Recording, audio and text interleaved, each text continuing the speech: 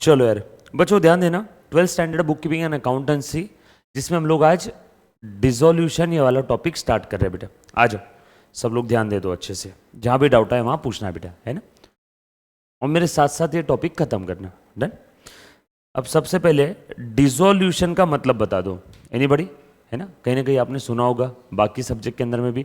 Dissolution का आसान भाषा में मतलब है खत्म कर देना, बंद कर देना, क्लोज कर देना।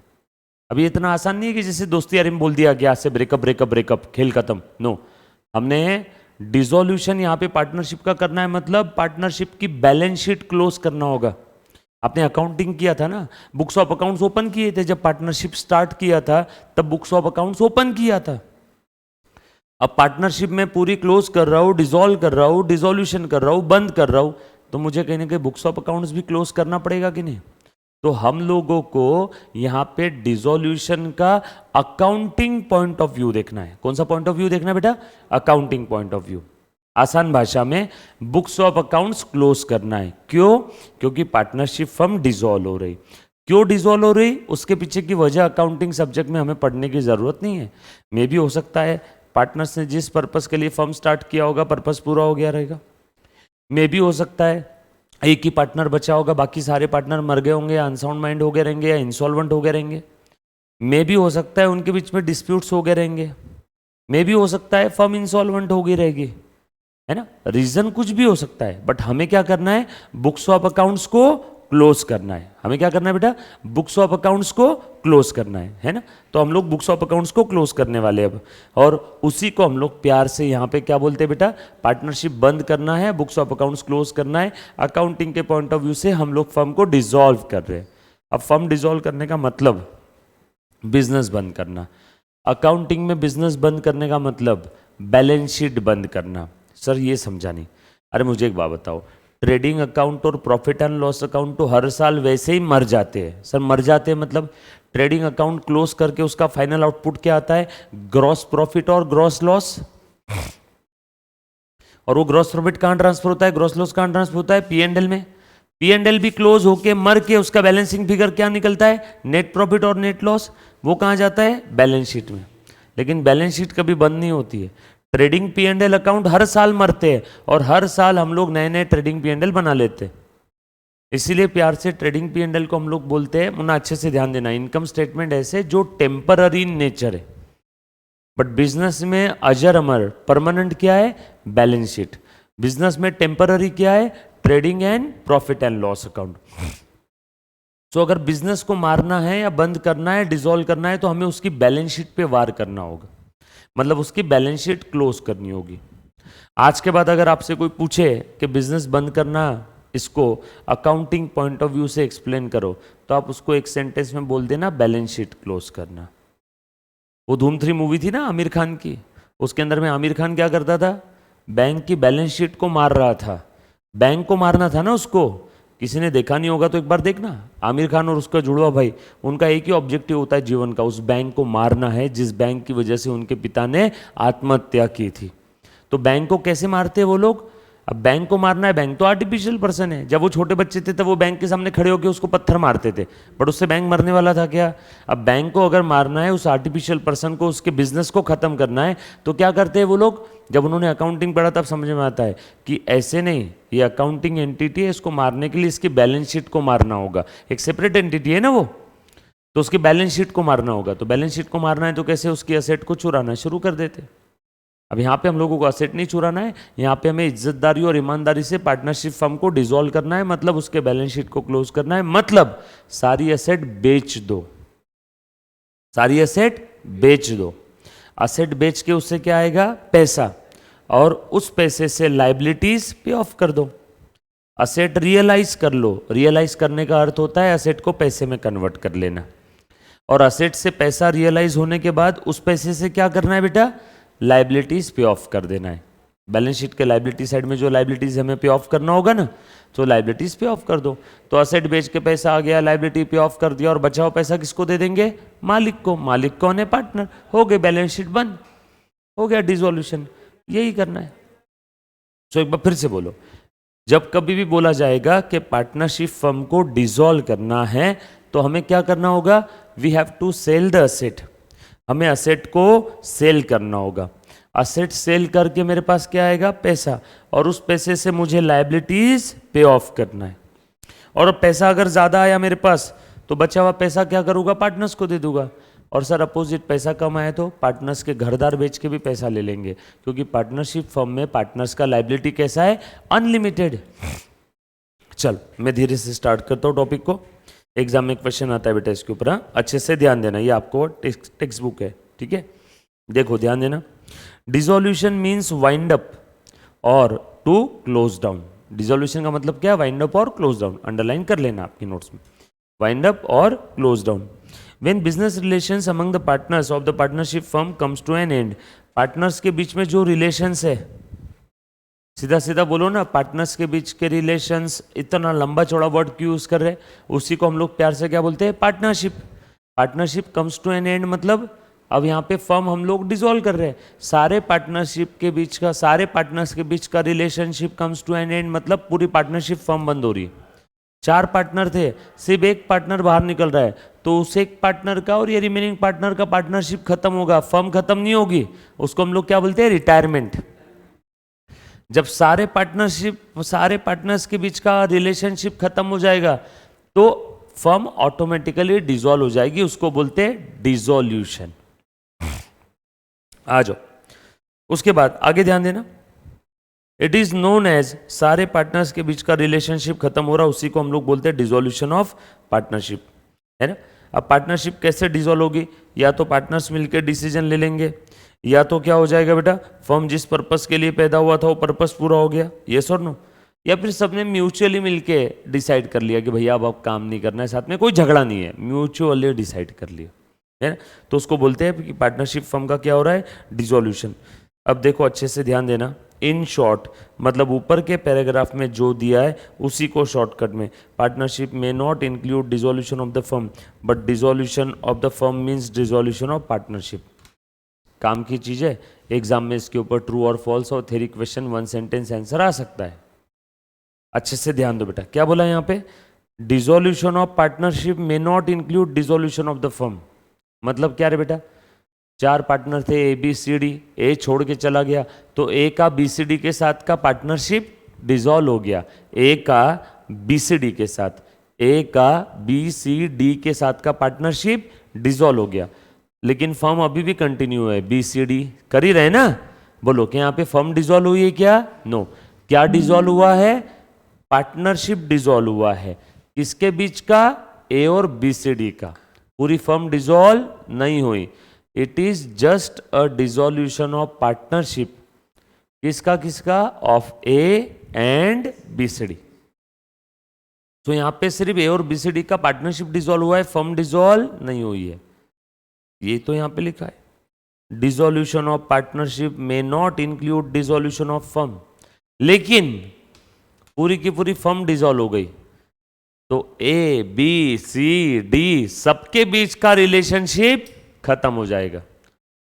सो सिर्फ पार्टनरशिप डिसॉल्व हुआ इसका ये मतलब नहीं है कि फर्म डिसॉल्व हो गया, देखो ना, ए छोड़ के गया, फर्म डिसॉल्व हुआ क्या, नो, लेकिन फर्म डिसॉल्व हो गई, पहले चारों एक साथ थे, फर्म डिसॉल्व हो गई तो सबके बीच का पार्टनरशिप अपने आप डिसॉल्व हो गया, इसलिए आगे लिखा है but dissolution of firm means dissolution of partnership. So firm dissolve हो गई तो सारे पार्टनर के बीच का रिलेशनशिप डिसॉल्व हो गया, लेकिन कोई एक पार्टनर छोड़ के गया इसका यह मतलब नहीं है कि फर्म डिसॉल्व हो गई। अब आपके मन में सवाल आएगा, सर मान लो पूरे फर्म में 2 ही पार्टनर है और एक पार्टनर छोड़ के गया, पूरे फर्म में कितने पार्टनर है, 2, और एक पार्टनर छोड़ के गया, हाँ अब यहाँ पे फर्म डिसॉल्व हो जाएगी, पूछो क्यों, क्योंकि बचा एक पार्टनर, अकेला पार्टनर खुद से पार्टनरशिप कर सकता है क्या, नो, इसीलिए moral of the story, dissolution of partnership does not means dissolution of firm but firm dissolve हो गई, यस और नो, तो समझ जाओ पार्टनरशिप सबके बीच का अपने आप डिसॉल्व हो गया, यस और नो।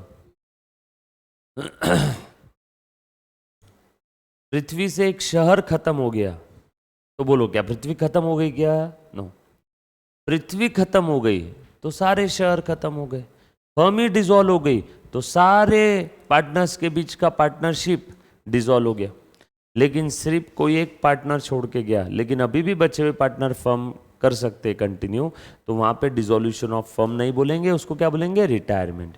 ये बात समझ में आई?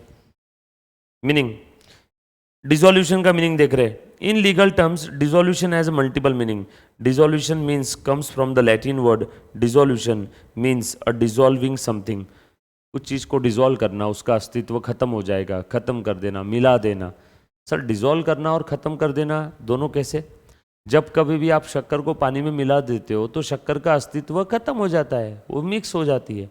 हम डिसॉल्व कर देना मतलब क्या? सब कुछ खत्म कर देना। यस और नो? लैटिन टर्म है, कहाँ से आया? एग्जाम में 1 नंबर के लिए सवाल आ सकता है कि ये डिसोल्यूशन टर्म कहाँ से आया? Latin word dissolution. यस और no? Means dissolving something. Dissolution is the last stage of the closure of business. Sir सिर्फ फर्म ही डिसॉल्व होती है क्या? नो, कंपनी भी डिसॉल्व हो सकती है, सोल प्रोप्राइटरी फर्म भी डिसॉल्व हो सकती है, बट हम लोगों को यहाँ पे किसका डिसोल्यूशन पढ़ना है? पार्टनरशिप फर्म का। कुछ इसका मीनिंग दिया हुआ है as per Indian Partnership Act 1932। Dissolution of partnership between all the partners of the firm is called as dissolution of the firm. जब कभी भी सारे पार्टनर्स के बीच का पार्टनरशिप डिसॉल्व हो गया तो उसी को क्या बोलते हैं? Dissolution of firm. सारे पार्टनर्स के बीच का पार्टनरशिप डिसॉल्व हो गया is called as dissolution of the firm. The act और process of ending an official organisation और लीगल एग्रीमेंट। जो भी हमारी पार्टनरशिप फर्म या ऑफिशियल ऑर्गेनाइजेशन थी, इसको हमने बंद कर दिया, एंड कर दिया, मतलब क्या कर दिया? डिसोल्यूशन कर दिया। अरे बाबा डिसोल्यूशन के अलग अलग मीनिंग देख रहे हैं, सबका एक ही मतलब है ultimately. Dissolution of partnership firm indicates the discontinuance function as a firm. Discontinuance मतलब क्या? Discontinuance of the function as a firm. Discontinue कर दिया, अब वो फर्म फर्म बोल के काम नहीं करेगी, अब वो फर्म डिसकंटिन्यू हो गई, मतलब डिसॉल्व हो गई। रीजंस फॉर डिसोल्यूशन आया एग्जाम में तो थ्योरी क्वेश्चन आ सकता है, बोलो कौन कौन सा रीजन है? कॉमन सेंस, वॉल्यूंटरी खुद से होके, या एक स्पेसिफिक पर्पस के लिए हमने फर्म बनाया था, स्पेसिफिक ड्यूरेशन के लिए बनाया था, समय के लिए, वो समय पूरा हो गया, फर्म डिसॉल्व हो जाएगी। Partnership can be dissolve after the completion of specific venture. Specific purpose, venture specific purpose के लिए बनाया था। सारे पार्टनर इंसॉल्वेंट हो गए, या सारे पार्टनर इंसॉल्वेंट हो गए एक्सेप्ट 1। 6 पार्टनर थे, 6 के 6 इंसॉल्वेंट हो गए, यस फर्म डिसॉल्व। 6 पार्टनर थे, 5 इंसॉल्वेंट हो गए, तब भी फर्म डिसॉल्व। पूछ क्यों? क्योंकि एक पार्टनर खुद से पार्टनरशिप बचा हुआ नहीं कर सकता। इलीगल और अनलॉफुल बिजनेस के लिए पार्टनरशिप फर्म फॉर्म किया था, पता चल गया, फर्म डिसॉल्व कर दो। उसके बाद partnership at will can be dissolve by giving a notice of 14 days. Partnership कैसी थी? बाय विल थी। बाय विल मतलब क्या? इच्छा से आए थे, इच्छा से चले गए। In addition to above circumstances, honourable court can order to dissolve the partnership firm on legal grounds. बताओ तो, ऊपर के अलावा कोर्ट भी ऑर्डर दे सकती है क्या कभी कभी फर्म डिसॉल्व करने का? हाँ, तुम दोनों की पार्टनरशिप फर्म थी, तुम दोनों ने मेरे साथ चीट किया, मैंने कोर्ट में केस फाइल कर दिया तुम्हारी फर्म के खिलाफ में, और तुमने मेरे साथ चीट किया था, मिसकंडक्ट किया था, या पार्टनर अनसाउंड माइंड हो गया, या मेरे पैसे नहीं दे रहा है, तो वहां पे भी कोर्ट तुमको ऑर्डर देगी पैसा दो। तुमने अगर फिर भी नहीं दिया तो कोर्ट तुम्हारी फर्म को डिसॉल्व कर देगी। यस और no? So breach of agreement, unsound mind, partners become unsound mind. Breach of agreement, अपने बीच में जो कॉन्ट्रैक्ट एग्रीमेंट था आपने फुलफिल नहीं किया, तो ये कुछ वजह है ना? फटाफट से मुझे बता दो कौन कौन सी वजह है। तो बेटा हाँ, सबसे पहली वजह कौन सी थी? वॉल्यूंटरीली भी फर्म डिसॉल्व कर सकते, जिस पर्पस के लिए फर्म बनाया था वो वेंचर, वो पर्पस पूरा हो गया। जितने समय के लिए फर्म बनाया था वो समय पूरा हो गया। तुमने मेरे साथ कुछ गलत किया, चीट किया, तो भी उस केस में भी फर्म, कोर्ट तुमको ऑर्डर दे सकता है फर्म डिसॉल्व करने का। पार्टनर्स इंसॉल्वेंट हो गए, या तो सारे या तो except 1। All partner but except 1, या तो ऑल पार्टनर क्या हो गए? इंसॉल्वेंट हो गए। अब इसमें से कोई भी एक चीज होती है तो यस, इसमें से कोई एक भी चीज होती है तो फर्म डिसॉल्व हो जाएगी, है ना? उसके बाद ध्यान देना, difference between the dissolution of the partnership firm, partnership and dissolution of the firm. Partnership dissolution और फर्म डिसोल्यूशन दोनों में क्या अंतर है? पार्टनरशिप डिसॉल्व हो गई, इसका ये मतलब नहीं कि फर्म डिसॉल्व हो जाएगी। पार्टनरशिप डिसॉल्व हुआ मतलब वो कोई पार्टनर जो छोड़ के गया उसका और फर्म का रिलेशनशिप खत्म हुआ, यहाँ पे पूरी फर्म डिसॉल्व नहीं हुई, लेकिन फर्म डिसॉल्व हो गई, इसका मतलब सारे पार्टनर्स के बीच के रिलेशनशिप डिसॉल्व हो गए। कोई एक पार्टनर छोड़ के गया तो सिर्फ पार्टनरशिप डिसॉल्व होगी, कोई एक पार्टनर छोड़ के गया तो सिर्फ पार्टनरशिप डिसॉल्व होगी उसकी बचे हुए पार्टनर के साथ। लेकिन फर्म डिसॉल्व हो गई तो सारे पार्टनर्स के बीच की पार्टनरशिप डिसॉल्व हो जाएगी। ABCD 4 पार्टनर थे, एक पार्टनर ए छोड़ के गया, अभी भी BCD के बीच की पार्टनरशिप जिंदा है क्या? हाँ। फर्म जिंदा है क्या? हाँ। सिर्फ क्या हुआ, ए का और BCD का पार्टनरशिप डिसॉल्व हुआ, फर्म डिसॉल्व नहीं हुआ। वही तो लिखा है यहाँ पे पहले पॉइंट में। दूसरा, डिसोल्यूशन ऑफ पार्टनरशिप क्या है बेटा? The nature of dissolution of the partnership is voluntary, खुद से होके जा सकते हैं, लेकिन फर्म का डिसोल्यूशन इतना आसान नहीं है। बताओ कैसे? फर्म डिसॉल्व होती है, दो पर्पस हो सकता है, या तो वॉल्यूंटरीली या तो कंपलसरीली। कंपलसरी कौन डिसॉल्व करेगा? कोर्ट। वॉल्यूंटरी सारे पार्टनर मिलके, लेकिन कंडीशन क्या है मालूम है? फर्म की जो भी लाइबिलिटीज है वो पे ऑफ करना पड़ेगा। अगर आपने फर्म की लाइबिलिटीज पे ऑफ नहीं की तो आपकी फर्म तब तक डिसॉल्व नहीं होगी, या पार्टनर्स की पर्सनल एस्टेट बेचनी पड़ेगी, येस और नो, फर्म की लाइबिलिटीज को पे ऑफ करने के लिए। ओके। उसके बाद continuation of the partnership. A business continues however the partnership is reconstituted. क्या बोल रहा है बेटा? देखो तो, अरे बाबा 4 पार्टनर थे, ए छोड़ के गया, बिजनेस अभी भी कंटिन्यू है क्या फर्म का? यस। पहले 4 लोगों की पार्टनरशिप फर्म थी, अब कितने लोगों की है? 3। मतलब पहले 4 लोगों की फर्म थी, अब उन्होंने कितने की फर्म बना दी? 3। ये उन्होंने 3 लोगों की फर्म बना दी, इसको बोलते हैं रिकंस्टिट्यूट करना। देखो वही तो लिखा है, लेकिन फर्म डिसॉल्व हो गई पूरी की पूरी, तो यहाँ पे बिजनेस फिर से रिकंस्टिट्यूट हो सकता है क्या? नो, पूरा का पूरा बिजनेस डिसकंटिन्यू हो जाएगा। Requirement, it requires revaluation of asset and liability. देखो ना, रिटायरमेंट और डेथ के समय हम लोग असेट और लाइबिलिटी रिवैल्यू करते थे क्या? यस और नो? रिटायरमेंट और डेथ में फर्म बंद नहीं होती थी, कोई तो एक पार्टनर जाता था, और जब वो जाता था तो उस समय असेट और लाइबिलिटी रिवैल्यू होती थी, और रिवैल्यूएशन का प्रॉफिट लॉस कहाँ डालते थे? रिवैल्यूएशन अकाउंट में, यस और नो? लेकिन हम डिसॉल्व हो गई तो यहां रिवैल्यूएशन ऑफ असेट लाइबिलिटी नहीं होगा, असेट बेचना होगा। डिसॉल्यूशन में असेट का रिवैल्यूएशन नहीं होता है, असेट का रियलाइजेशन होता है। रियलाइज करना म्हणजे कैश में कन्वर्ट करना। जैसे मैंने आपको बोला कि बच्चों मैं इस फोन को रियलाइज कर रहा हूं, मतलब इस फोन को मैं कैश में कन्वर्ट कर रहा हूं। बच्चों मैं ये स्पीकर सिस्टम रियलाइज कर रहा हूं, मतलब मैं स्पीकर सिस्टम को बेच के कैश में कन्वर्ट कर रहा हूं। अब जब फर्म डिसॉल्व होती है तो हम लोग असेट को रिवैल्यू करते या रियलाइज करते? रियलाइज करते। देखो वही तो लिखा है, इट रिक्वायर्स रियलाइजेशन। असेट को रियलाइज कर दो, लाइबिलिटीज को पे ऑफ कर दो। उसके बाद फाइनल क्लोजर। यहाँ पे बुक्स ऑफ अकाउंट्स क्लोज करने का काम नहीं, 4 पार्टनर थे, ये छोड़ के गया, BCD कंटिन्यू कर रहे, बोलो बुक्स ऑफ अकाउंट्स क्लोज करना पड़ेगा क्या? नो। लेकिन फर्म डिसॉल्व हो रही तो बुक्स ऑफ अकाउंट्स क्लोज करना होगा। Court order, court order can not dissolve a partnership, लेकिन court order can dissolve a firm. कुछ बात समझ में आई? थ्योरी क्वेश्चन है, इंपॉर्टेंट है, एग्जाम में आ सकता है। सब लोग साथ में बेटा। उसके बाद अकाउंटिंग ट्रीटमेंट और settlement of the accounts on dissolution of the firm. अभी अकाउंटिंग ट्रीटमेंट हम लोग पढ़ के नहीं, करके करेंगे, बट स्टिल एक बार आपको ऊपर ऊपर से बता देता हूँ। मैं कुछ स्टेप बताऊंगा आपको डिसोल्यूशन की, आंख बंद करके वो स्टेप फॉलो करना है। अपने आप लोगों का पूरा क्वेश्चन का जो आंसर रहेगा वो टैली हो जाएगा।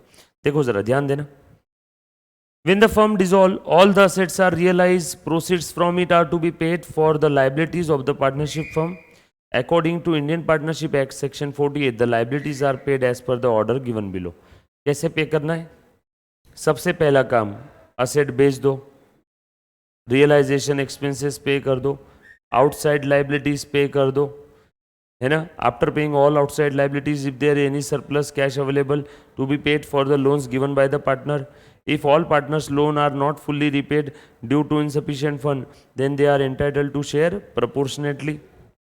Then, if still surplus cash remains, distributed to the partners in the profit sharing ratio. भाई साहब, अरे तो कुछ भी नहीं समझा, बता दो। लिखो, आपके नोट्स के अंदर में एक हेडिंग दे दो डिसोल्यूशन का, है ना, और स्टेप्स फॉर डिसोल्यूशन लिख लो, स्टेप्स फॉर डिसोल्यूशन लिखो।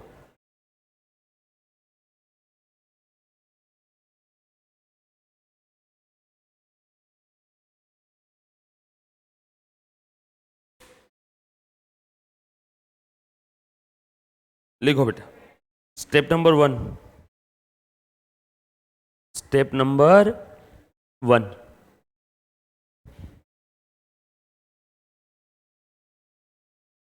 डन। लिखो स्टेप नंबर 1,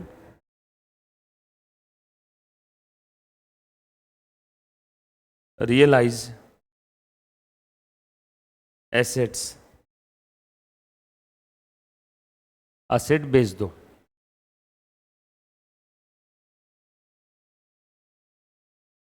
स्टेप नंबर 2,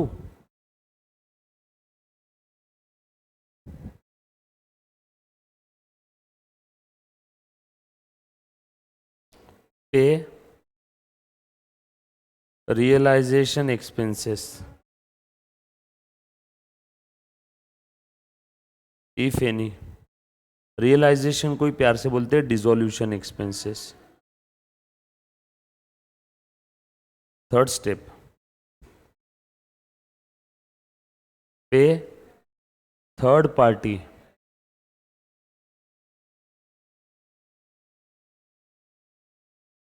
और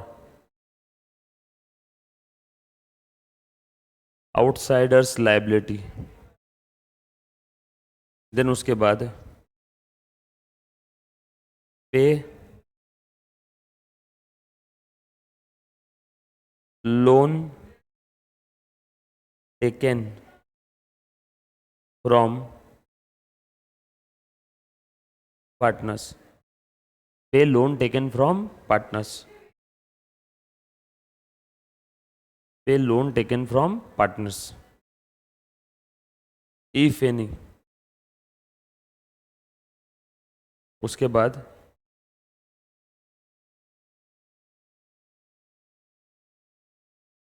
लिखो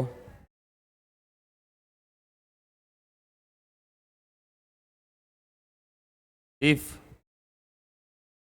सरप्लस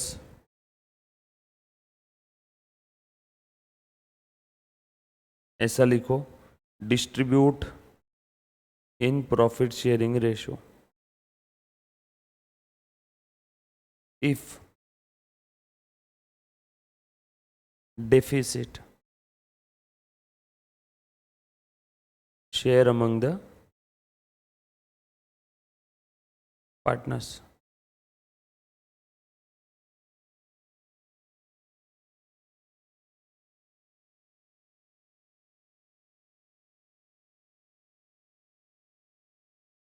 लिखा?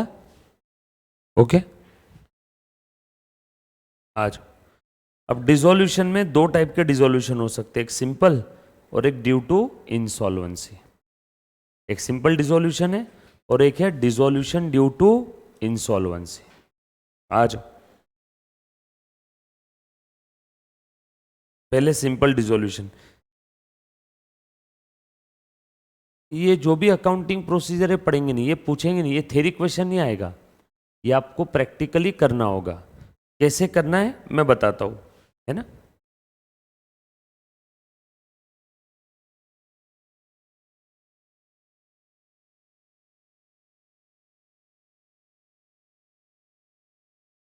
यहां से आपका मेन टॉपिक शुरू हो रहा है बच्चों। ये जो मैं स्क्रॉल कर रहा हूं ना, ये अकाउंटिंग एंट्रीज के फॉर्मेट दिए इन्होंने। मैं आपको फॉर्मेट लर्न नहीं कराऊंगा, फॉर्मेट लर्न कराऊंगा तो आप बोलेंगे कैसे मास्टर है अकाउंटिंग एंट्री लर्न करवा रहा है। ये आपको सब करनी आएगी। ये मैं जब प्रैक्टिकल क्वेश्चन लूँगा ना, तो हर एक क्वेश्चन के अंदर मैं आपको बता दूंगा। एक अपना मोटा मोटी तौर पे जो ढांचा है वो मैंने आपको बता दिया, बरोबर है। लेकिन जब हम लोग एक्चुअल में क्वेश्चन सॉल्व करेंगे तो मैं आपको डिटेल्ड सारी स्टेप एक एक एक एक लिख करके बता दूंगा, ठीक है। आ जाओ, तो सबसे पहले सिंपल डिसोल्यूशन के क्वेश्चन सॉल्व करेंगे।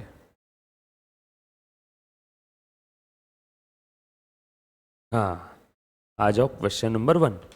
सर इसके अंदर में अगर थ्योरी क्वेश्चन आया तो जो मैंने आज के लेक्चर में स्टार्टिंग में जो बताया ना पहले 20 मिनट, उसमें से थ्योरी क्वेश्चन आपको आ सकते हैं। और जो मैंने अभी पेजेस स्क्रॉल किए उसके अंदर में क्या था वो मैं आपको प्रैक्टिकल क्वेश्चन के जरिए बता रहा हूँ। अभी जो मैंने पेजेस स्क्रॉल किए उसके ऊपर थ्योरी क्वेश्चन नहीं आएगा, वो सब अकाउंटिंग एंट्रीज थी। बरोबर है, अकाउंटिंग एंट्रीज पढ़ने के लिए नहीं करने के लिए होती है। सर वो एंट्री हमको करना आएगी क्या? हाँ, लॉजिक सेम है और स्टेप्स में आपको बताऊंगा डेबिट क्रेडिट का। और जहाँ नहीं समझ में आए वहाँ मैं आपको डेबिट क्रेडिट भी क्यों किया कैसे किया वो भी बताने वाला हूँ। सो चिंता मत करना, ठीक है, हर एक चीज़ बताता हूँ। आ जाओ।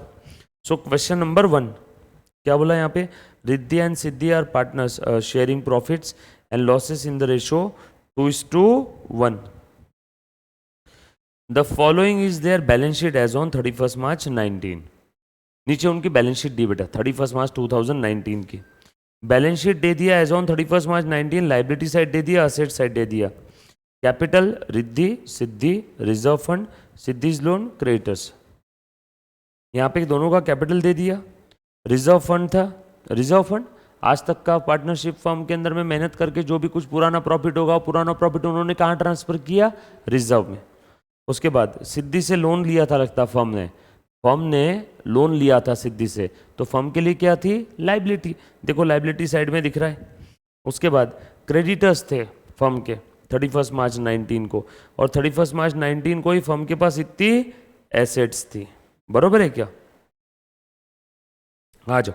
अभी तक पता नहीं, बस ये पता है कि पार्टनरशिप टॉपिक का क्वेश्चन है, बट ये नहीं पता है कि एडमिशन है, कि रिटायरमेंट है, कि डेथ है, कि डिसोल्यूशन है। बरोबर है कि फाइनल अकाउंट है, कुछ भी नहीं मालूम, बस इतना पता है कि पार्टनरशिप का क्वेश्चन है। The firm was dissolved. अब समझ में आया कि कौन से टॉपिक का क्वेश्चन है? डिसोल्यूशन का। नहीं तो सेम क्वेश्चन तो हमारा पहले के भी टॉपिक में आता था, यस और नो। अब हमें समझ में आया कि करना क्या है। यहाँ पे फर्म क्या हो रही है? डिसॉल्व हो रही है। आ जाओ अभी करते फर्म को डिसॉल्व। सो ध्यान देना सब लोग, आ जाओ। सो assets realized as follows: machinery, building, stock, debtors, है ना। असेट रियलाइज एज फॉलोज का मतलब क्या है? असेट बेच के इतना इतना पैसा आया। मशीन बेच के कितना पैसा आया? 22,000। बाय द वे हमारी मशीन कितने की थी? बैलेंस शीट में देखो तो मशीन थी 20 की, ओ वाह 22 आ गए। बिल्डिंग बेच के कितना आया? 28,000। बाय द वे बिल्डिंग कितने का था? 60, कम आए। स्टॉक बेच के कितना पैसा आया? लेकिन सर ये सब बेच क्यों रहे? मशीन, बिल्डिंग, स्टॉक, तुम ही बताओ क्यों बेच रहे? डिसॉल्व कर रहे हैं ना फर्म डिसॉल्व कर रहे हैं, तो मैंने आपको बताया था ना, सारी असेट बेच दो और लाइबिलिटीज पे ऑफ कर दो। असेट बेच दो और लाइबिलिटीज पे ऑफ कर दो, हो गई फर्म डिसॉल्व। यस और नो?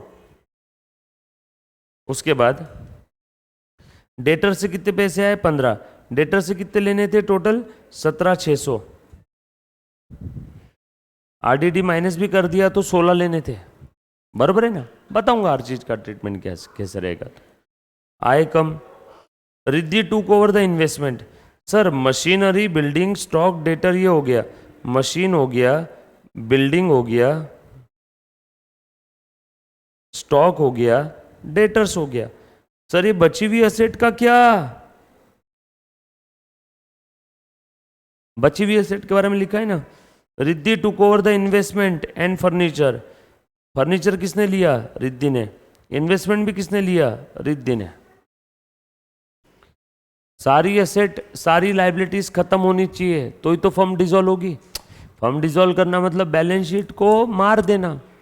बैलेंस शीट कब मरेगी? जब सारी एसेट मरेगी। हाँ अभी भी और बची है, देखो आरडीडी तो हम लोग राइट ऑफ कर देंगे क्योंकि ये तो हमने फ्यूचर में होने वाले लॉस के लिए आरडीडी क्रिएट किया था। ये तो लॉस है, आरडीडी से थोड़ी ना कुछ पैसे आएंगे, एक प्रकार से तो ये लॉस हो गया ना। हाँ। Siddhi agreed to accept 3,000 in full settlement of her loan. Siddhi को जो भी पैसा देना था वो उसके बदले 3,000 एक्सेप्ट कर लेगी। फर्म का फायदा हो गया 1,000 का।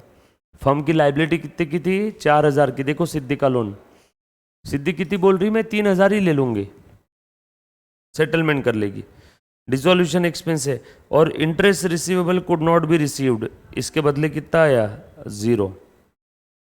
आरडीडी भी खत्म। सर ये बैंक का पैसा तो लाइबिलिटीज पे ऑफ करने में यूज कर लेंगे, और आखिरी में सर कुछ बच गया तो इन दोनों के कैपिटल में डाल देंगे। सर रिजर्व फंड वही जो आज तक करते आ रहे थे। रिजर्व फंड ये क्या है? पुराना प्रॉफिट। पुराने प्रॉफिट पे किसका अधिकार होता है? मालिक का। तो इसीलिए रिजर्व फंड कहां ट्रांसफर कर देंगे? पार्टनर्स कैपिटल में। हो गया, ये भी खत्म। आखिरी में इन दोनों का कैपिटल अकाउंट में जितना बैलेंस आएगा एग्जैक्ट उतना ही बैलेंस कहाँ पे बचना चाहिए? बैंक में। और ये दोनों टैली हो जाएंगे, बैंक और कैपिटल। तो समझना आपका सम सही है, वरना गलत हो गया। कुछ बात समझ में आई? सर ऐसे तो आपने बोला वो बहुत अच्छा लगा, लेकिन करना कैसे वो बता दो। बेसिक थीम यही है, करना कैसे मैं बता दो। अब अच्छे से ध्यान दे दो। आपको क्वेश्चन समझ में आया ना, करना क्या है? आ जाओ। अब आप लोगों को बोला क्या है बेटा यहाँ पे प्रिपेयर करने के लिए? देखो तो बोला है रियलाइजेशन अकाउंट बनाओ, पार्टनर्स कैपिटल अकाउंट बनाओ, सिद्धीज लोन अकाउंट बनाओ और बैंक अकाउंट बनाओ। ठीक है, बना लेते। आ जाओ, लिखो question number 1 page number 214।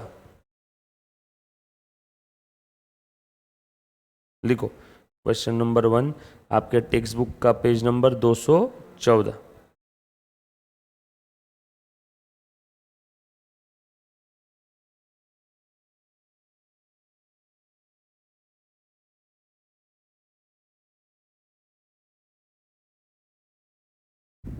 Done?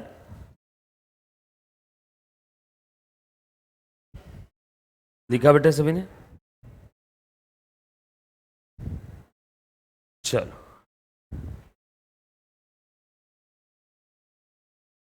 अब मैंने आपको बोला था ना हर एक चीज जो इसमें लिखा हुआ है वो हम लोग यहाँ करेंगे करके।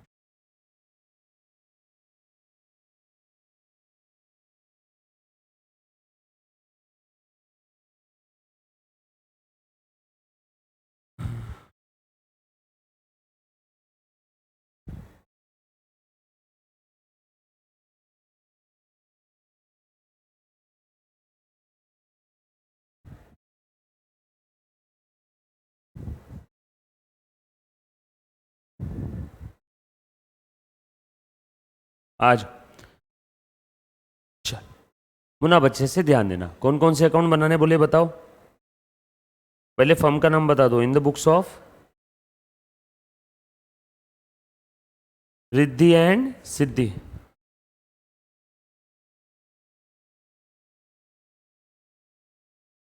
रियलाइजेशन अकाउंट, और कौन सा अकाउंट बोला है बेटा?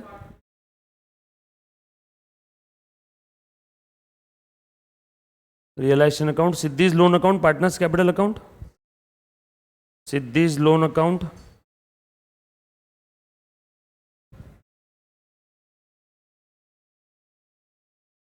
Bank account,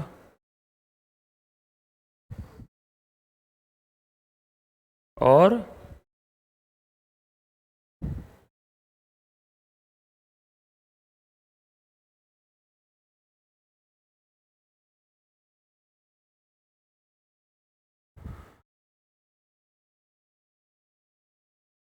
Riddhi Siddhi.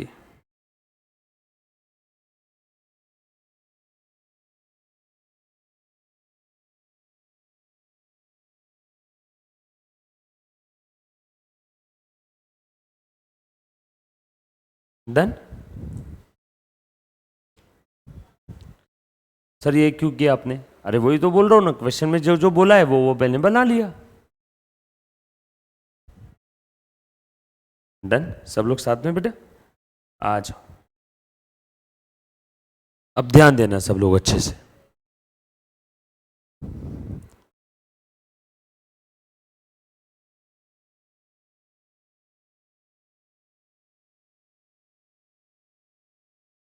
चल सब साथ में मुन्ना देखो।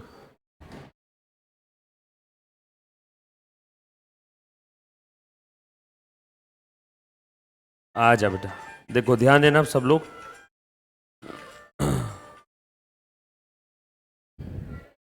चलो मुन्ना देखो तो सबसे पहली स्टेप क्या करना है? जो भी आपके बैलेंस शीट के असेट साइड में, जो भी आपके बैलेंस शीट के असेट साइड में नहीं, जो भी आपके बैलेंस शीट के असेट साइड में असेट है, मुन्ना प्लीज ध्यान दे दो, वो सारी असेट्स को, मुन्ना प्लीज ध्यान दे दो, वो सारी असेट्स को रियलाइजेशन अकाउंट में ट्रांसफर करो, एक्सेप्ट, क्या बोला मैंने आखिरी में, एक्सेप्ट, कौन सी असेट छोड़ के, कौन सी असेट ट्रांसफर नहीं करना है, ऐसी असेट जिसकी कुछ रियलाइजेबल वैल्यू नहीं है, ऐसी एसेट जिसकी कुछ रियलाइजेबल वैल्यू नहीं है, उन असेट्स को हम लोगों ने ट्रांसफर नहीं करना है। कहाँ पे, रियलाइजेशन अकाउंट में, ठीक है, रियलाइजेशन अकाउंट में उसको ट्रांसफर नहीं करेंगे। वापस एक बार सुन लेना, सबसे पहला काम क्या है बेटा, जब कभी भी आज के बाद आपको बोला जाए कि आप लोगों को फर्म डिसॉल्व करना है और सिंपल डिसॉल्यूशन का क्वेश्चन है, सर सिंपल और इंसॉल्वेंसी के इसमें फर्क क्या है, बताऊंगा जब हम लोग इंसॉल्वेंसी का क्वेश्चन सॉल्व करेंगे। सो सबसे पहली स्टेप है transfer all the asset to the realisation account, except, कौन सी असेट ट्रांसफर नहीं करना है, जिसकी रियलाइजेबल वैल्यू नहीं आएगी। सर अब जरा हमें यह समझाओ, जिसकी रियलाइजेबल वैल्यू नहीं आएगी मतलब कौन सी असेट, मतलब ऐसी असेट जो लॉस असेट है, जिसको मार्केट में बेचने जाओगे तो बाबा जी का टुल्लू मिलेगा, कुछ नहीं, जीरो मिलेगा, लॉस असेट। सर एग्जांपल दो ऐसी असेट का, प्रिलिमिनरी एक्सपेंस बैलेंस शीट के असेट साइड में है, आरडीडी, प्रिलिमिनरी एक्सपेंस, यस और no. Profit and loss account का डेबिट बैलेंस, क्रेडिट बैलेंस है मतलब प्रॉफिट है तो बैलेंस शीट के लायबिलिटी में, डेबिट बैलेंस है मतलब बैलेंस शीट के असेट में। सो ऐसी असेट जिसको बेच के कुछ नहीं आने वाला है, उन सारी असेट को मैं सीधा पार्टनर्स के कैपिटल में ट्रांसफर कर दूंगा।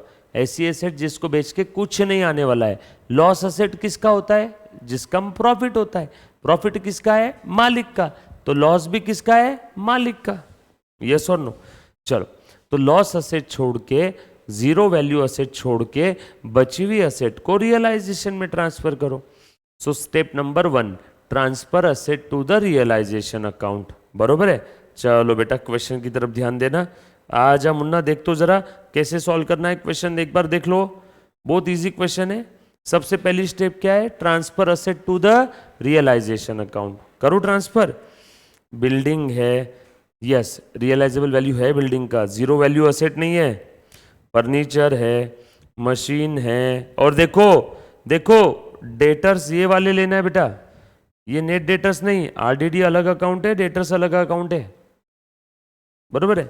डेटर्स है, स्टॉक है, इन्वेस्टमेंट है, इंटरेस्ट रियलाइजेबल है, interest receivable. Sir bank account नहीं बेटा, बैंक अकाउंट को रियलाइजेशन में ट्रांसफर नहीं करना। सर क्यों, बैंक तो ऑलरेडी रियलाइज्ड है। हम लोग कौन सी एसेट को रियलाइजेशन में ट्रांसफर करते हैं, जो एसेट को हमें कैश में कन्वर्ट करना है या जिससे कैश आ सकती है। बैंक तो ऑलरेडी कैश बैंक है ना, उसे और क्या रियलाइज करूं, मरे हुए को और क्या मारूं। जो असेट्स को मैं रियलाइज कर सकता हूं इन कैश, बैंक कैश तो ऑलरेडी कैश बैंक ही है, उन्हें फिर से रियलाइजेशन में ट्रांसफर नहीं करना। चलो ये नीली टिक जो मैंने किया ट्रांसफर कर दूं। चलो मुन्ना अच्छे से ध्यान देना बेटा, देखो जरा ध्यान दो। सर हम लोग ये ऐसा क्यों कर रहे हैं, सब लोग प्लीज ध्यान देना, क्योंकि ये डिसोल्यूशन का क्वेश्चन है, मुझे बैलेंस शीट क्लोज करना है, और बैलेंस शीट क्लोज करना है मतलब मुझे ध्यान देना, असेट को मारना है, असेट को ट्रांसफर करना है। अब असेट का कौन सा बैलेंस है बताओ, डेबिट बैलेंस।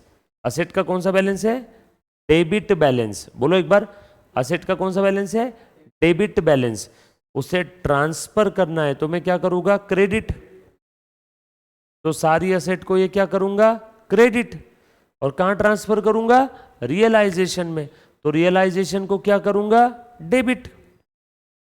तो realisation account debit to asset, लिखते जाओ बेटा सारी असेट। हाँ, रियलाइजेशन टू बिल्डिंग, फटाफट से लिखो। Realisation to furniture.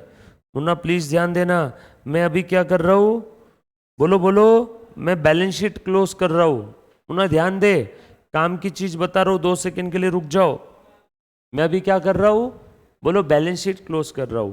सर क्यों कर रहे हो क्लोज, क्योंकि डिसोल्यूशन है। मुझे एक बात बताओ, अब कोई एसेट बैलेंस शीट में 10,000 पे दिख रही है, अब मुझे बैलेंस शीट क्लोज करना है, मुझे उस असेट अकाउंट को क्लोज करना है, तो 10,000 से क्लोज करूंगा या कोई और नंबर से क्लोज करूंगा? 10,000 से। असेट 10,000 की दिख रही है, मुझे खत्म करना है तो कम भी कितने से करना है? 10 से। सो यहाँ पे बैलेंस शीट में बिल्डिंग कितने की दिख रही है? 60 की। तो यहाँ बिल्डिंग डेबिट बैलेंस कितना है? 60,000। तो बिल्डिंग को क्रेडिट भी कितने से करूंगा? 60,000 से। कुछ बच्चे गलती क्या करते मालूम है क्या? बिल्डिंग का नीचे अलग वैल्यू दिया है, 28,000 लिख देते हैं यहाँ पे। नो, मुझे बैलेंस शीट क्लोज करना है तो मुझे बैलेंस शीट की फिगर को पलटाना होगा, कोई और दूसरी फिगर नहीं। चल, अगर यहाँ पे मैंने बिल्डिंग 28 लिखा, बिल्डिंग का डेबिट बैलेंस 60 और आपने बिल्डिंग को क्रेडिट कितना किया? 28, मतलब अभी भी बिल्डिंग का 32 का बैलेंस दिखेगा कि नहीं? तो बताओ बैलेंस शीट क्लोज हुई क्या फिर? सो मुझे अगर बैलेंस शीट क्लोज करना है तो मुझे बैलेंस शीट की वैल्यू को रिवर्स करना है। वापस बोलूं, मुझे बैलेंस शीट अगर क्लोज करना है तो मुझे बैलेंस शीट की वैल्यू को रिवर्स करना है। और बैलेंस शीट में बिल्डिंग का कितना बैलेंस है? डेबिट बैलेंस 60, क्रेडिट किया 60। बोलो फर्नीचर कितना है? 24। टिक लगाते जाओ। मशीन कितनी है? 20। हाँ बोलो डेटर्स कितने? डेटर्स बोलो स्टॉक कितना है? स्टॉक बोलो इन्वेस्टमेंट कितने की है? 8,000। बोलो इंटरेस्ट रिसीवेबल कितना है?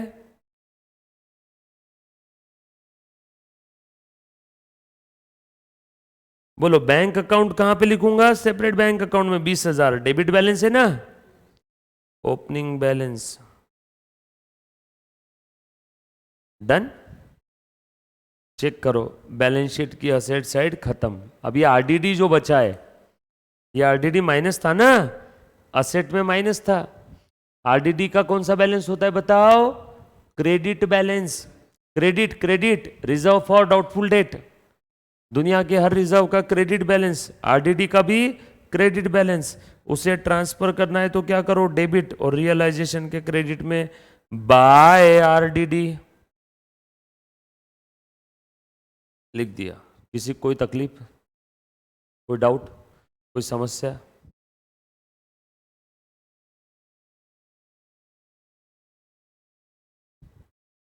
डन। चलो आगे। अब एक बार जरा चेक करना तो, पूरी की पूरी बैलेंस शीट क्लोज हो गई क्या रे? पूरी की पूरी बैलेंस शीट क्लोज हो गई क्या? एक बार चेक करो। कोई आइटम बचा है बैलेंस शीट की? सॉरी, पूरी पूरी बैलेंस शीट की असेट साइड क्लोज हो गई क्या? देखो असेट में कोई आइटम बचा है क्या? नो। सारा हो गया क्लोज असेट। बैंक अकाउंट भी तो लिख दिया ना ओपनिंग बैलेंस बैंक में। अब उसके बाद लाइबिलिटीज, लाइबिलिटीज भी ट्रांसफर कर दो रियलाइजेशन में। इन्होंने सिद्धि के लोन का सेपरेट अकाउंट बोला, इसलिए मैं इसका सेपरेटली लिख दूंगा 4,000। लोन का क्रेडिट बैलेंस तो ओपनिंग बैलेंस कहाँ लिखूंगा? क्रेडिट साइड में। और जो भी लाइबिलिटीज है, क्रेडिटर्स 30,000, लाइबिलिटी का क्रेडिट बैलेंस ट्रांसफर करना है तो डेबिट करो। देखो क्रेडिटर्स को डेबिट किया और रियलाइजेशन को क्रेडिट किया। अरे असेट रियलाइजेशन के डेबिट में डाली तो लाइबिलिटी रियलाइजेशन के क्रेडिट में ट्रांसफर करो। सर ये रियलाइजेशन अकाउंट क्यों बना रहे? क्योंकि मुझे असेट लाइबिलिटी को रियलाइज करना है। सर असेट लाइबिलिटी को क्यों रियलाइज करना है? क्योंकि धंधा बंद करना है। सर धंधा क्यों बंद करना है? क्योंकि यहाँ पे डिसोल्यूशन हो रहा है। ये बात समझ में आई सभी को? पक्की बात? चलो आगे। डन। आ जाओ प्लीज ध्यान दे दो। और कौन सी लाइबिलिटीज है? कौन सी लाइबिलिटी ट्रांसफर करना है रियलाइजेशन में? Only third party. Reserve fund ये लाइबिलिटी है क्या third party? No. Reserve fund ये तो मालिक का है। रिजर्व फंड ये तो पुराना प्रॉफिट है। कहां ट्रांसफर करेंगे? इनके कैपिटल में। कैपिटल का ओपनिंग बैलेंस क्लोजिंग बैलेंस लिख दो पहले 80-60 और उसके बाद रिजर्व फंड लिख दो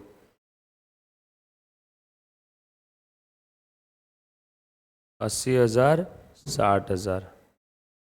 ओपनिंग बैलेंस या बैलेंस ब्रॉट डाउन। और रिजर्व फंड कितना था बेटा? 16,000। रिजर्व फंड कौन से रेशो में ट्रांसफर करेंगे? Profit sharing ratio. वो कितना था? 2:1। बोलो बेटा, रिजर्व फंड ट्रांसफर कर दो बाय रिजर्व फंड। सर ये रिजर्व फंड क्रेडिट में क्यों लिखा? रिजर्व फंड ये पुराना प्रॉफिट है, और ये पुराना प्रॉफिट हम लोग अब पार्टनर्स के कैपिटल में ट्रांसफर करेंगे। पार्टनर्स के कैपिटल में प्रॉफिट या रिजर्व ट्रांसफर करते हैं तो उनका कैपिटल बढ़ता है। कैपिटल बढ़ रहा है तो क्रेडिट में लिखेंगे ना, कम हुआ तो डेबिट में लिखेंगे। रिजर्व फंड भी क्लोज। रिजर्व फंड 2:1 में बांट बेटा। रिजर्व फंड कितना था? 16,000। चलो बांटो, 16,000 को 2:1 में बांटना है। 16,000 को 2:1 में बांटना है बेटा। 16,000 डिवाइड बाय 3 इंटू 2। सर अब ये करना तो मुश्किल है, एक काम कर सकते हैं हम लोग, बरोबर है क्या? ध्यान देना, देखो जरा, ये 9,000, 6,000 और ये 1,000 ऐसे बाइफरकेट कर लेते। सर ऐसे क्यों किया? ये 9 और 6 को 3 से डिवाइड कर सकते हैं ना। सर 3 ही क्यों? क्योंकि 2:1 है, या तो कैसे भी आप बाइफरकेट कर सकते हो। 9,000 को 2:1 में बांटो, बोलो कितना आ जाएगा? 6,000 और 3,000। 6,000 को 2:1 में बांटो, 4,000 और 2,000। 1,000 को 2:1 में बांटो तो 667 और 333। अब ये 2 2 2, ये 2 वाला पोर्शन किसका था? आर का ना। आर आर आर 6,000 और 4 10,000, 10,667, 10,667। और ये 3,000 और 2 5,000, 5,333। कुछ बात समझ में आई? बांट दिया, रिजर्व फंड को भी बांट दिया। ये पेपर में नहीं लिखा तो भी चलेगा, आपने डायरेक्टली भी लिख दिया तो भी कोई दिक्कत नहीं है।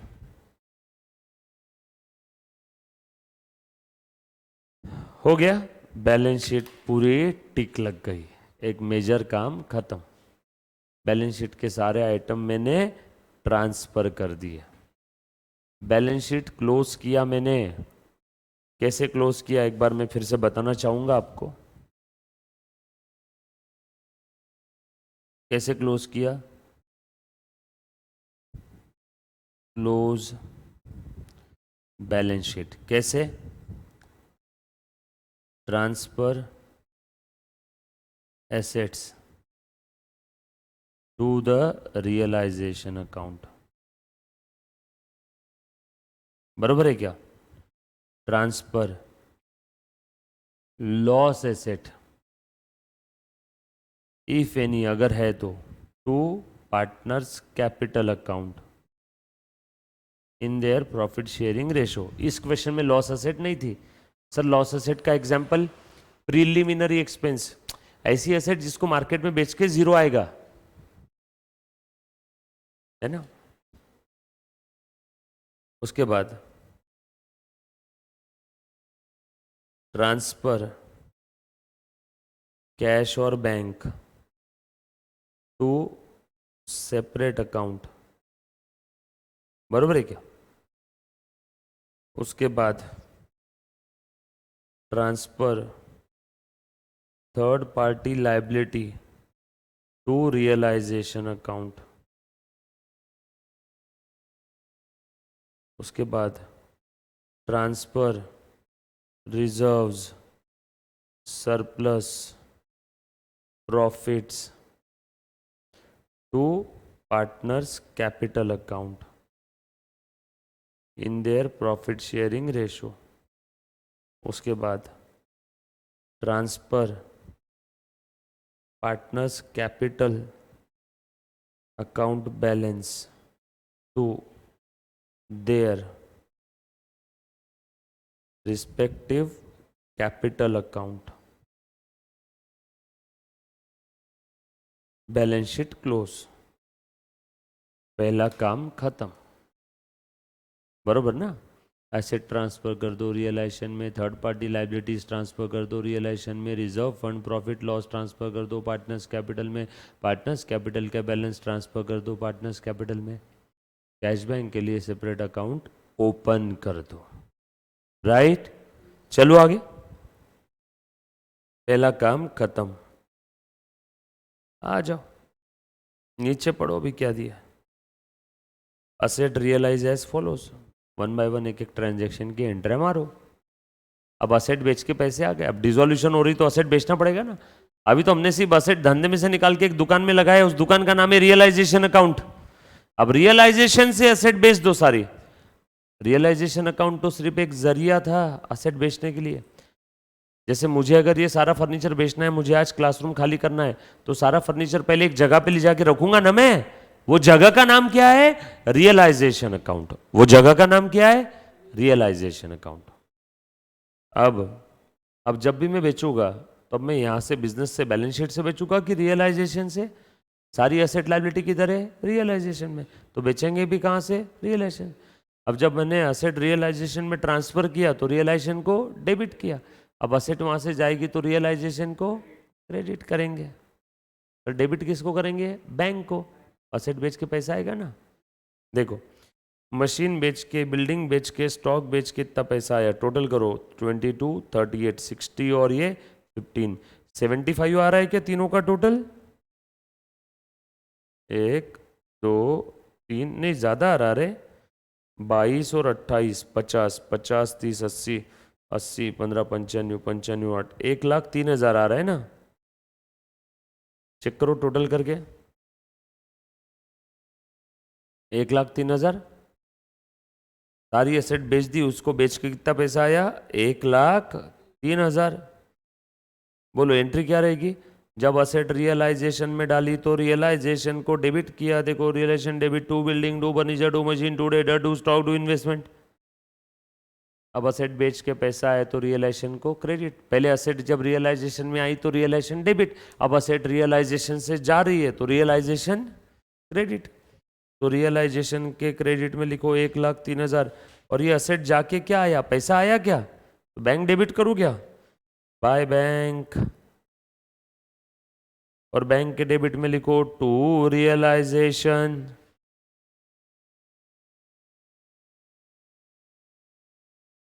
कैसा लगा? सिंपल एकदम। पहले असेट लायबिलिटी ट्रांसफर कर दो रियलाइजेशन में, उसके बाद असेट बेच दो, लायबिलिटीज पे ऑफ कर दो। असेट बेचेंगे तो एंट्री क्या रहेगी? Bank account debit to asset मत लिखना, क्योंकि अब असेट अकाउंट बचा ही कहां? असेट तो मर गया ना, खत्म हो गया। असेट कहां ट्रांसफर हो गया? रियलाइजेशन में। तो अब जब हम लोग असेट बेचेंगे तो टू असेट नहीं लिखेंगे, टू रियलाइजेशन लिखेंगे, क्योंकि असेट अकाउंट का अस्तित्व है ही नहीं। सर कैसे? बैलेंस शीट के डेबिट में दिख रही, बैलेंस शीट के असेट साइड में दिख रही थी बिल्डिंग, डेबिट बैलेंस। और जैसे ही मैंने बिल्डिंग रियलाइजेशन में ट्रांसफर किया तो बिल्डिंग को क्या किया? क्रेडिट। बैलेंस शीट में सारी असेट दिख रही थी डेबिट। जैसे ही मैंने असेट रियलाइजेशन में ट्रांसफर किया, असेट हो गई क्रेडिट, सारी असेट अकाउंट हो गई क्लोज। अब क्लोज होने के बाद वापस से टू असेट बाय असेट नहीं करना। अब जो भी खेल होगा सब कहां से होगा? रियलाइजेशन से। चलो आगे, लिख दिया double entry system, by bank to realisation. अगला पढ़ो। सर अब यहाँ पे बिल्डिंग थी 60 की, बिल्डिंग बेच के आए 28, तो जो नुकसान हो गया उसका कुछ नहीं करना है क्या? नुकसान अपने आप आ गया ना। बिल्डिंग बेच के पैसा कम आया तो रियलाइजेशन के क्रेडिट में कम फिगर गई, और रियलाइजेशन के डेबिट में देखो ज्यादा फिगर है। अपने आप रियलाइजेशन का बैलेंसिंग फिगर प्रॉफिट लॉस आ जाएगा, आपको टेंशन लेने की जरूरत नहीं है। अगला सेंटेंस पढ़ो। Riddhi took over the investment at 10,000 and furniture at book value. उसने इन्वेस्टमेंट 10,000 में लिया और furniture book value, book value म्हणजे कितनी? 24। बुक वैल्यू म्हणजे कितनी? जो बैलेंस शीट में दी है वो। तो रिद्धि ने फर्नीचर और इन्वेस्टमेंट कितने में खरीदा? 10,000 में इन्वेस्टमेंट और 24 का फर्नीचर, यानी 34,000। यानी कितना हो गया बेटा? 34,000। मतलब 34,000 की एसेट कौन ले गया? पार्टनर। उस पार्टनर का नाम क्या है? रिद्धि। तो असेट चली गई तो क्रेडिट किसको करूं? असेट को या रियलाइजेशन को? रियलाइजेशन को। असेट आई तो रियलाइजेशन डेबिट हुआ था ना, तो रियलाइजेशन के क्रेडिट में लिखूं 34,000, बरोबर है। अब ये असेट बेच के पैसा आया कि सिद्धि आई, सिद्धि नहीं, क्या नाम है उसका, रिद्धि, रिद्धि। असेट बेच के पैसा आया क्या मेरे पास? नो। ये असेट कौन ले गया? पार्टनर्स। तो फिर पार्टनर के कैपिटल को डेबिट करो। जब कभी भी पार्टनर पार्टनरशिप फर्म से कुछ लेके जाता है तो उसका कैपिटल कम होता है, जब कभी भी पार्टनर पार्टनरशिप फर्म में कुछ लाता है तो उसका कैपिटल बढ़ता है। यहां लेके आ रहा है या लेके जा रहा है? फर्म से लेके जा रहा है, तो लिखो बाय बैंक नहीं, बाय रिद्धि इज कैपिटल। कितना? 10,000 और 24,000। दूसरा इफेक्ट कहां जाएगा? रिद्धि के डेबिट में टू रियलाइजेशन।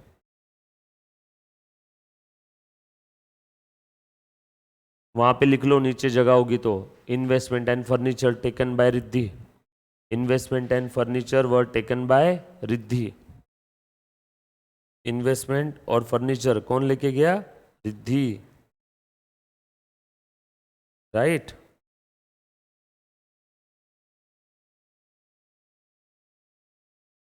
डन। दोनों इफेक्ट दे दिए।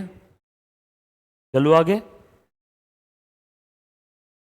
उसके बाद Siddhi agreed to accept 3,000 in full settlement of her loan. Siddhi को कितना देना था? 4,000। उसने कितने में एग्री कर लिया? 3 में। लो, सिद्धि को देना था 4, उसने कितने एक्सेप्ट कर लिए? 3, दोनों उसको 3। सो टू बैंक 3,000, और बैंक के क्रेडिट में बाय सिद्धीज लोन कितना बेटा? 3,000। कितने का फायदा हुआ? 1,000 का फायदा। कैसे? अरे 4,000 देना था उसको, 4 की जगह कितने लिए उसने? 3। अरे तुम्हारा कोई क्रेडिटर है, उसने बोला कि भैया 4 मत दे, 3 ही दे, तो आप खुश हो जाओगे ना। मुझे 4,000 देना था, सामने वाले ने बोला 3 में सेटलमेंट कर दे, 1 का फायदा हो गया, बरोबर है। 1,000 का फायदा हो गया, तो ये फायदा कहाँ ट्रांसफर कर देना? अब रियलाइजेशन में। देखो देखो, profit on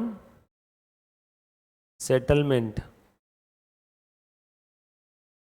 transfer to realisation account. क्या बोले बेटा? हाँ, वो तो है तो फर्म का ही। लाइबिलिटी किसकी थी? फर्म की। फर्म की लाइबिलिटी 4 की जगह कितनी थी? 3। तो फायदा किसको हुआ? फर्म को। फर्म को फायदा हुआ तो मैंने रियलाइजेशन के क्रेडिट में डाल दिया। रियलाइजेशन या रिवैल्यूएशन की तरह है ना, फायदा हुआ तो क्रेडिट, नुकसान हुआ तो डेबिट।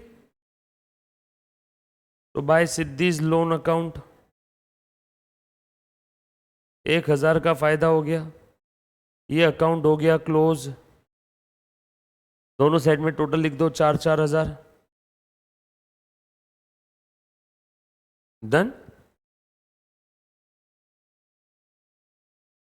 आज अगला पॉइंट पढ़ो। Dissolution expenses amounted to 4,000। बोलो बेटा, डिसोल्यूशन यानी रियलाइजेशन एक्सपेंस। क्या इतनी सारी असेट बेच रहे हो, क्या फोकट में बेच जाएगी क्या? कोई ना कोई कमीशन एजेंट वगैरह बुलाया होगा ना, तो उसका खर्चा कितना आया? 4,000। कितना है? देखो, रियलाइजेशन एक्सपेंस, बरोबर। चलो लिखो, realisation to bank, realisation expense है, तो रियलाइजेशन 4,000 है ना। दूसरा इफेक्ट बैंक के क्रेडिट में बाय रियलाइजेशन,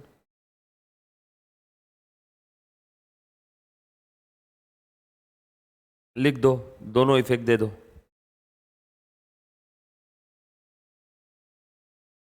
डन। रियलाइजेशन का कोई भी खर्चा रियलाइजेशन के डेबिट में जाएगा, बरोबर। अगला वाक्य पढ़ो। Interest receivable could not be recovered. Interest जो भी मिला, सॉरी, इंटरेस्ट जो भी रिसीवेबल था उससे हमें 1 रुपया भी नहीं मिला, मतलब सर ये पूरा का पूरा लॉस हो गया। हाँ होने दो, पूरा का पूरा लॉस, पूरा का पूरा लॉस हो गया ना अभी। तो सर लॉस की कोई एंट्री नो, कोई कर जरूरत ही नहीं, क्योंकि ऑलरेडी इंटरेस्ट रिसीवेबल 2000 मैंने डेबिट में लिखा हुआ ही है ना। अब इससे कुछ भी नहीं आया, मतलब इधर जीरो, तो इधर 2000 और इधर जीरो, मतलब ऑटोमेटिकली डेबिट में कितना आ गया 2000, लॉस ही है, राइट। चलो आगे। उसके बाद तो इसके लिए नो एंट्री, खेल खत्म। चलो क्या किया मैंने, बैलेंस शीट क्लोज किया, एडजस्टमेंट के दो दो इफेक्ट दिया। उसके बाद बगैर बोले अगला काम करना, अब रियलाइजेशन का प्रॉफिट लॉस निकालो, बताओ कितना आया, निकालो रियलाइजेशन का प्रॉफिट लॉस। चलो बेटा प्रॉफिट है कि लॉस है, मैं क्रेडिट की टोटल करता हूँ, आप डेबिट की टोटल करो। 30,000 और ये 1,03,000 बरोबर है। सारी एसेट और लाइबिलिटी ट्रांसफर कर दी ना, इन्वेस्टमेंट वो ले गया, इससे कुछ नहीं आया, जीरो, वो लेके गया, स्टॉक हो गया बेच दिया, डेटर्स आरडीडी भी ट्रांसफर कर दिया, मशीन बिल्डिंग फर्नीचर, चलो सब हो गया। क्रेडिटर्स को हमने पेमेंट किया है क्या बेटा, क्रेडिटर्स को देखो तो, बेटा क्रेडिटर्स को पेमेंट नहीं किया क्या हमने बच्चों। बेटा देखो असेट का तो हिसाब हो गया, यमुना बोर्ड पे ध्यान दे एक बार, क्रेडिटर्स का पेमेंट का एंट्री करना पड़ेगा बोला, क्रेडिटर्स के पेमेंट का एंट्री नहीं किया क्या हमने, ये देखो तो, यमुना ध्यान दे, बिल्डिंग बेच दिया, फर्नीचर रिद्धि लेके गई, मशीनरी बेच दिया, डेटर से पैसे आए,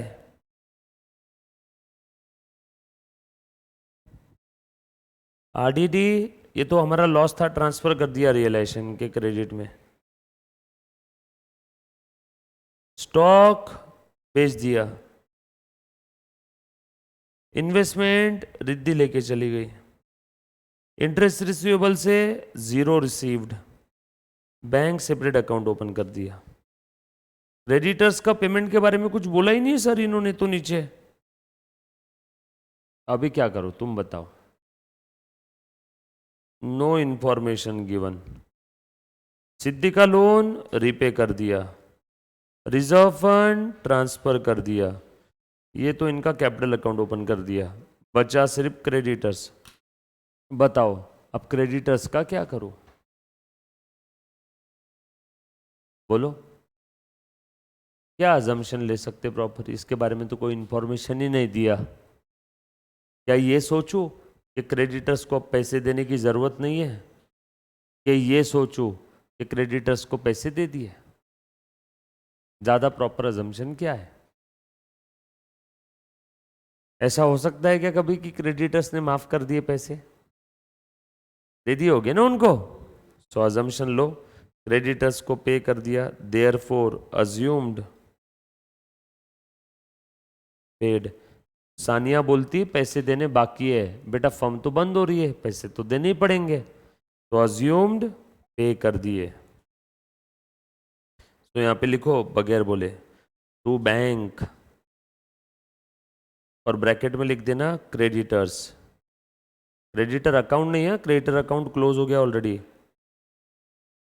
और दूसरा इफेक्ट दे दो बैंक में, बैंक के क्रेडिट में बाय रियलाइजेशन। तो रियलाइजेशन क्यों, तुम बोलो क्रेडिटर्स कहाँ है, क्रेडिटर्स कहाँ है, रियलाइजेशन के क्रेडिट में, अब पेमेंट करेंगे तो रियलाइजेशन को क्या करेंगे, डेबिट, दोनों इफेक्ट दे दो।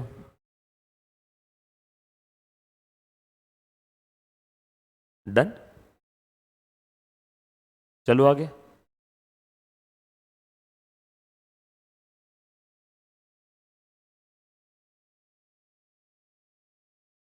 चलो भैया ग्रेट, आ जाओ, क्रेडिटर्स का पेमेंट कर दिया, ये बगैर बोले करना पड़ेगा। हाँ सर हमें भी एग्जाम में ऐसे ही करना है, हाँ एक बार सर आपको कैसे समझा कि क्रेडिटर्स को देना पड़ेगा, देखो ना सबका तो विल्लेवाट हो गया, बिल्डिंग बेच दिया, फर्नीचर रिद्धि ने ले लिया, मशीन बेच दिया, डेटर रिकवरी हो गई, स्टॉक बेच दिया, इन्वेस्टमेंट रिद्धि ने ले लिया, इससे जीरो आया, स्पेसिफिकली बोला था।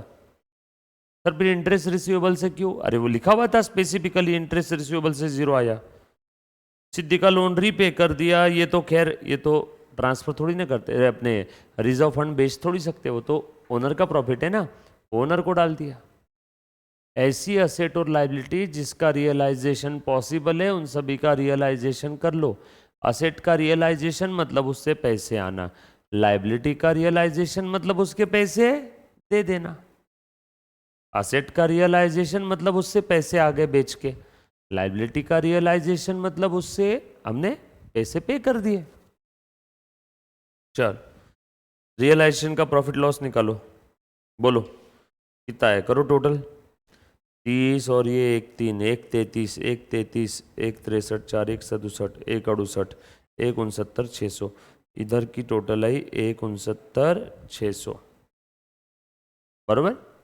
डेबिट साइड की टोटल कर बेटा, हाँ 60 24 84 20 1 4 1 4 17 1 21 1 21 और 4 1 61 1 61 8 1 69 जो 1 71 4 1 75 2,05,000 और ये भी है ना 600 2,05,600, सही है क्या? चेक करो। सो डेबिट साइड की टोटल ज़्यादा है, क्रेडिट साइड की कम है, जो साइड की टोटल ज़्यादा है वो दोनों साइड में लिख दो।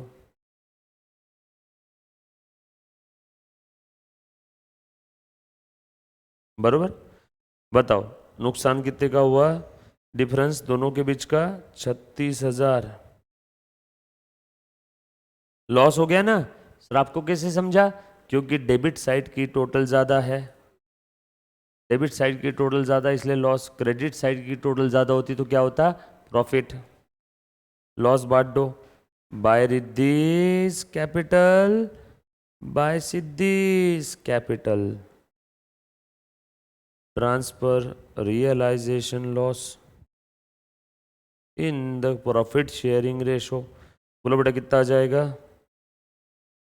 2:1, 24 और 12। दूसरा इफेक्ट दे दो, 24 और 12।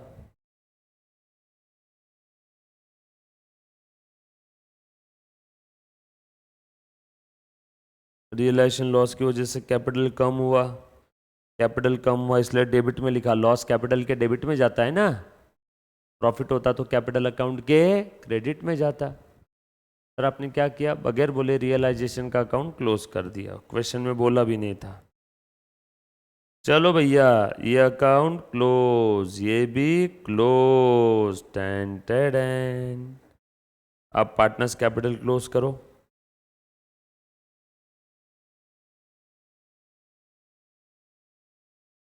हम्म,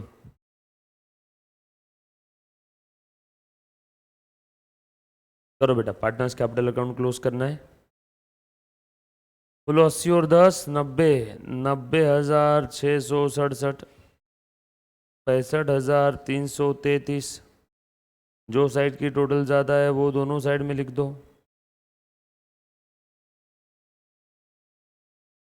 बोलो बैलेंस कितना आया? 65 में से 12 गए, 53,333। हाँ इधर 90 में से 30 50 गए, 40 32, 32,667। ये बैलेंस आया ना, ये कौन सा बैलेंस है? Credit balance.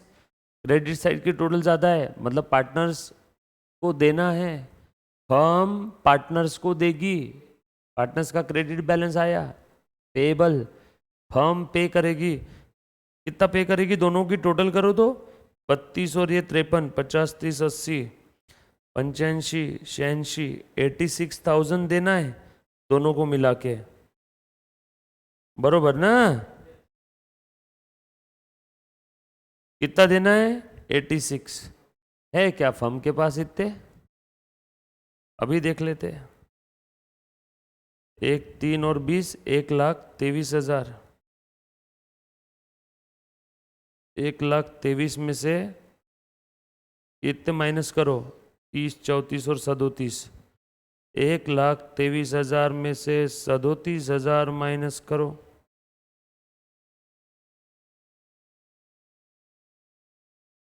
अरे है, हमारा सम सही है। जितने देना है एग्जैक्ट उतना ही बैंक में बचा हुआ है कि नहीं जादू? दे दो। By Riddhi's capital, by Riddhi's capital, balance paid. ये भी अकाउंट क्लोज। इसका दूसरा इफेक्ट दो, टू बैंक। फाइनल सेटलमेंट हो गया, फर्म क्लोज हो गई। आखिरी में पार्टनर्स को जितना देना आता है उतना ही बैंक में होना चाहिए। 2 मिनट से, आखिरी में पार्टनर को जितना देना आ रहा है उतना ही बैंक में बैलेंस होना चाहिए। तो समझ जाना आपका सही है। कुछ बात समझ में आई? पक्की बात। एक बार वापस पूरे सम में मैंने क्या किया बता देता हूं। आज हम देख तो जरा। सबसे पहला काम, बैलेंस शीट क्लोज किया। दूसरा काम, एडजस्टमेंट के दो इफेक्ट दिए। तीसरा काम, ध्यान देना बेटा,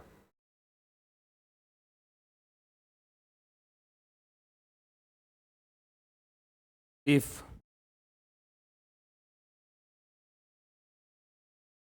नो इंफॉर्मेशन, लिख लेना है, about liabilities given, then pay off कर दो, then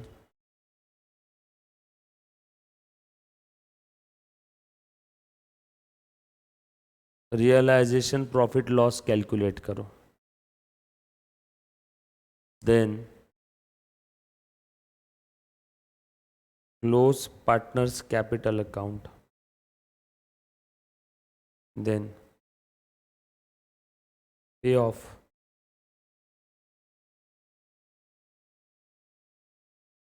partners capital balance. If हर बार जरूरी नहीं है कि पार्टनर्स कैपिटल को देना ही निकलेगा, कभी कभी लेना भी निकल सकता है। सर कब? बैंक में पैसे कम पड़ रहे हैं, लाइबिलिटीज देने के बाद बैंक में नेगेटिव बैलेंस आ रहा है, तो पार्टनर्स को देने की जगह उनसे लेंगे। पार्टनर्स को देने की जगह उनसे क्या करेंगे? हम लोग लेंगे।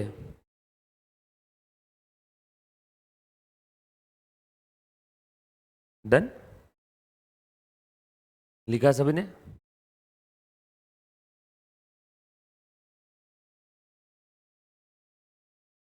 All set? डन? ओके बेटा।